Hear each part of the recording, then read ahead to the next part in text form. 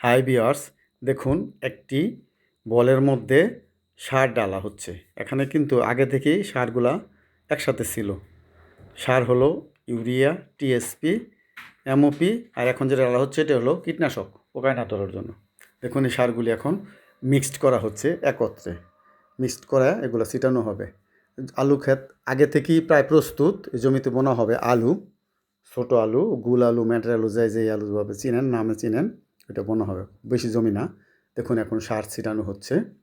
সার ছিটানোর পরে একটা চাষ দিতে হবে। সারটা দিতে হয় শেষ চাষের আগে।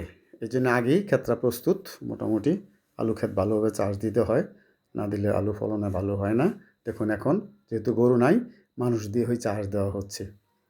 চাষাবাদ দিয়ে মই দিয়ে ক্ষেত প্রস্তুত করে পরে ভিতরে নাঙ্গল দিয়ে আবার ড্রেনের মতন করে ওইটাতে আলু লাগানো হবে। দেখুন কি সুন্দর চাষ দিতে দেওয়া হচ্ছে। ভিডিওটি ভালোভাবে দেখুন এবং বুঝুন। ভিডিওটি দেখার জন্য সবাইকে ধন্যবাদ।